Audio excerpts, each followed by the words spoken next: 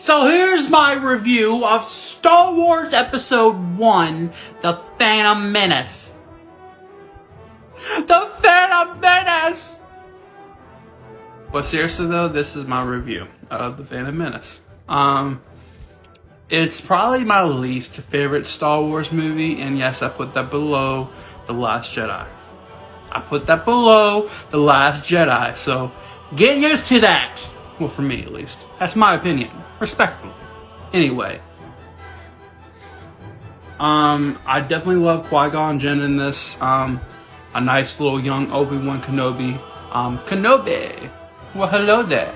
And, I know that the boy that played Anakin Skywalker, the youngling, like, he didn't deserve the shit he got, especially the dude who played, Jar Jar Binks. My name is Jar Jar Binks. And, I think that sounded more like Stitch than Jar Jar. Or Baba.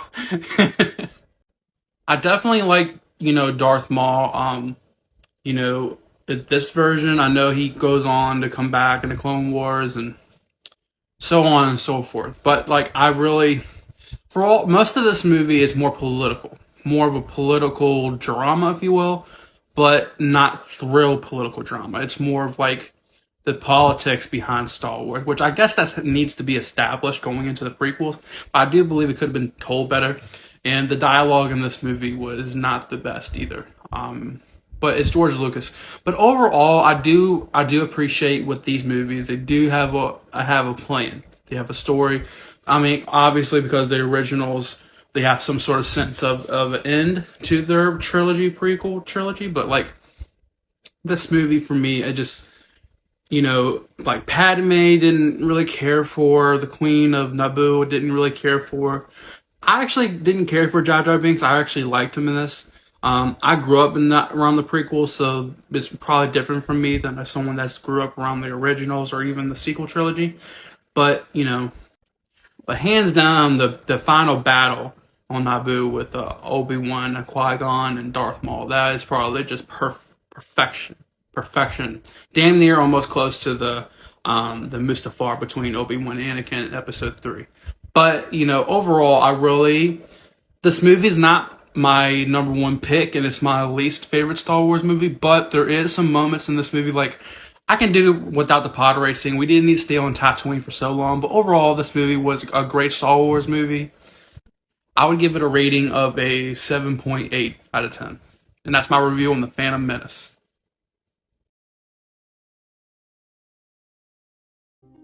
So here's my review of Star Wars Episode 2, Attack of the Clones. There was debate with my own self. I had literally a conversation with myself. Yes, Ryan, I am talking on TikTok right now. I had to choose between The Phantom Menace and Attack of the Clones, which one was my least favorite. And I have to say, if it wasn't for the end on, forgetting Geonosis, I think it was, the planet, it wasn't Geonosis. I can't remember. The planet where they created where they were building the droid army. And if it wasn't for that whole arena scene and then, the whole Anakin and Darth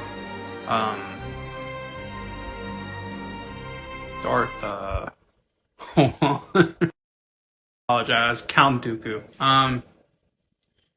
Overall, I mean, don't get me wrong, I like Padme and Anakin dynamic, if you will, even though I didn't really care for the whole Naboo thing. Even I do realize they have to establish the fact that they were, intimate and everything.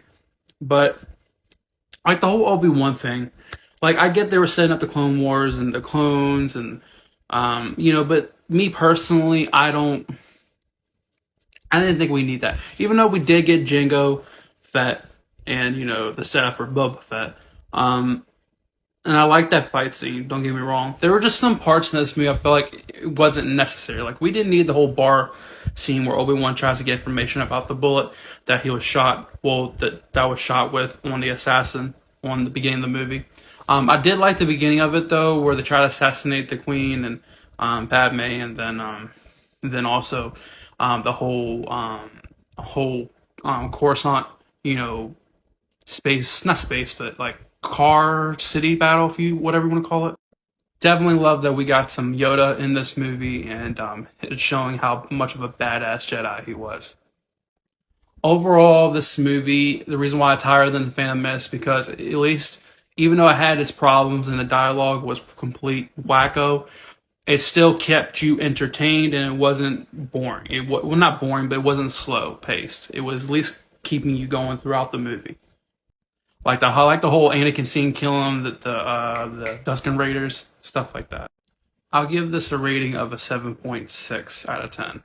And that's my rating and review of Star Wars: The Attack of the Clones, Episode 2.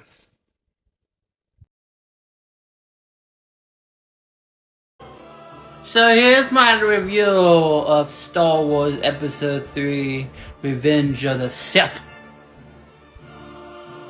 Now, this movie sits at my top 5 Star Wars movies of all time. Again, like I said in The Phantom Menace, I grew up around, the prequels, them coming out. And I remember my first time seeing Star Wars on the big screen was Revenge of the Sith. The only thing I remember about that whole screening was when he finally showed Darth Vader and he's coming up on the bed and, he says, no! And then, but as a kid, though, I was like, granted, I've seen, before the movie, I saw, Darth Vader before, in the originals and stuff like that. Used to watch the VHS, the original movies, not the ones they, updated over time, George Lucas style. But, the thing was, seeing this movie, on the big screen, seeing Darth Vader just solidified me as a Star Wars fan if I already was one.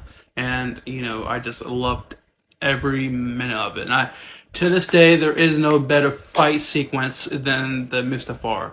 Now, I have to say, though, not gonna lie, I do like Empire Strikes Back better, if that's a word.